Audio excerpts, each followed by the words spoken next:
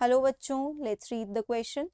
So the question over here says, while living in and on host species, the animal parasite has evolved certain adaptations. Describe these adaptations with examples. Question में क्या कह रहे हैं?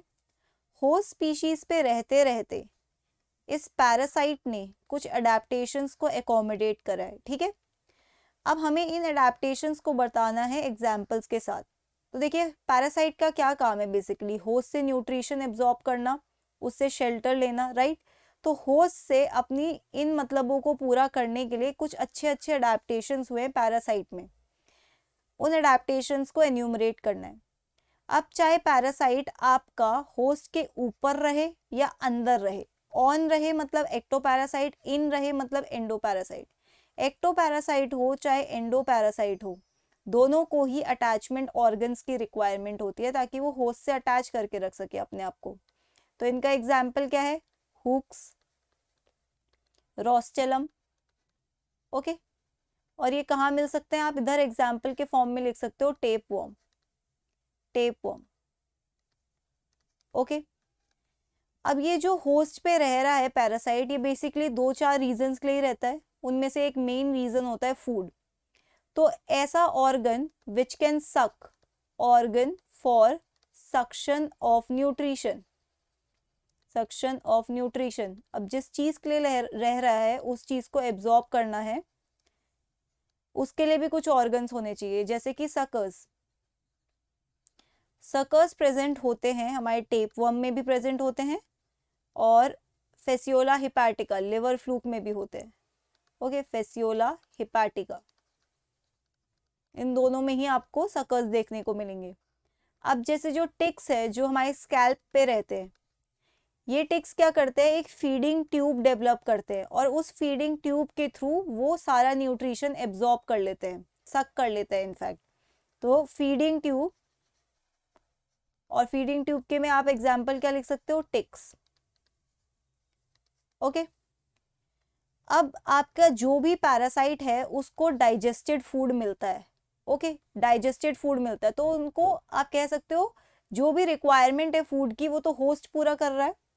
अब since host पूरा कर रहा है तो उन्हें अननेसेसरी ऑर्गन्स की जरूरत नहीं होती है. तो आप यहाँ लिख सकते हो unnecessary organs. Unnecessary organs like, you can say unnecessary organs like nervous system. Parasite को नर्वस सिस्टम की जरूरत नहीं है. Nervous system, digestive system, digestive system की भी जरूरत नहीं है. Etcetera are lost. Etcetera are lost. ठीक है, तो यहाँ पे आप एग्जाम्पल के फॉर्म में ले सकते हो टेपवर्म. अननेसेसरी ऑर्गन्स लॉस्ट हो गए. फोर्थ, अब इनका बेसिकली काम क्या होता है? फूड को लेना, स्पेस को लेना, अपनी लाइफ काटना और आगे अपनी बहुत सारी प्रोजेनी बना देना. ठीक है, इनकी पूरी जो लाइफ है वो इसी पे बेस्ड है कि फूड और स्पेस को ऑक्यूपाई करो होस्ट से और अपनी बहुत सारी प्रोजेनी प्रोड्यूस कर लो. तो इनमें अननेसेसरी ऑर्गन्स का तो लॉस्ट है, लेकिन इनका आप कह सकते हो रिप्रोडक्टिव सिस्टम वेल डेवलप्ड है. Reproductive system well developed. Well developed.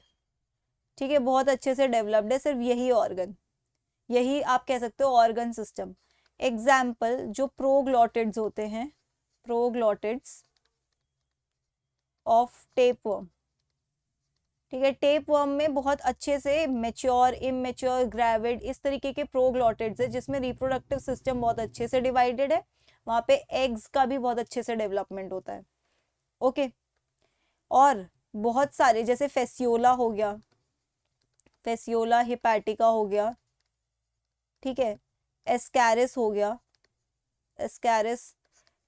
ठीक है, etcetera produce large number of eggs.